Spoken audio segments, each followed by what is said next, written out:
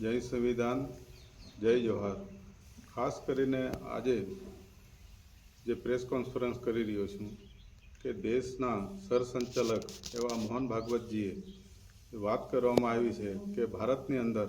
3 બાળકો હોવા જોઈએ, જેથી ભારતનો વિકાસ થાય, યુવાનો રેશિયો જળવાઈ રહે।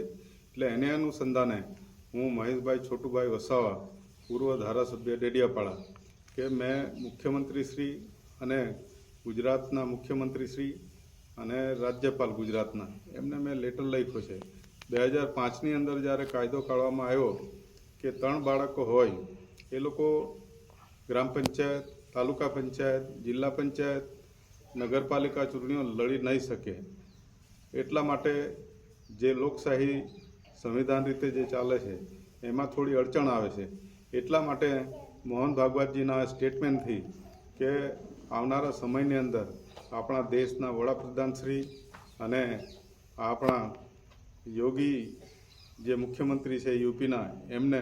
મારી ખાસ સૂચના યા સલાહ છે કે એમણે ભલે લગ્ન નથી કર્યા, પણ એમને જે વિચાર આવ્યા છે તો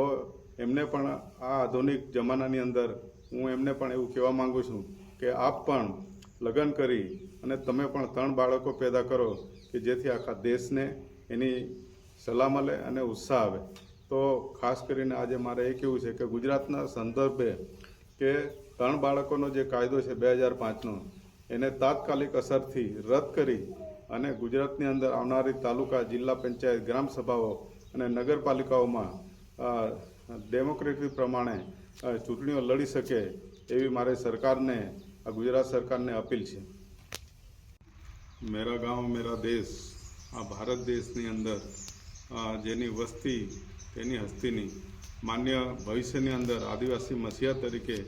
છોટુભાઈ વસાવાએ પણ ઘણી વખત સંમેલનોમાં કીધું હતું કે જેની વસ્તી નથી એની હસ્તી નથી। એટલે ખાસ મારે આદિવાસી એસી સમાજને સલાહ છે કે આપ આપણી પોતાની અનામત બચાવવા માટે તમે તમારી વસ્તીને 50% ઉપર રાખો અને એ રેશિયો આપણો જળવાઈ રહે એવી મારી સલાહ છે। અને ખાસ કરીને મારે ત્યાં જે મારી ખેતીમાં ભાગીદારીમાં જે કામ કરે છે એવા નસવાડીના જગદીશભાઈ, જેમના આજે 7 બાળકો છે, એમને મારા ધન્યવાદ છે કે એમણે જે મોહન ભાગવતનું જે સ્ટેટમેન્ટ છે એનો રેશિયો જળવાઈ રહે એટલા માટે 7 બાળકો છે, એટલે એમને હું ધન્યવાદ આપું છું। અને આવી જ રીતે બધાને જે લોકોને જેના બાળકો ઓછા છે એને અમારી સલાહ છે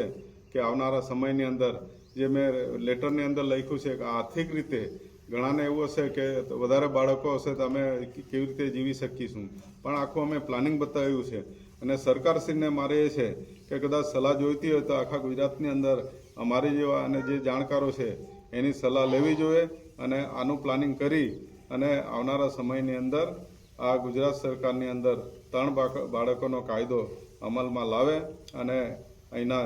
જે કાયદો 2005નો છે એ રદ કરે એવી અમારી ભલામણ છે।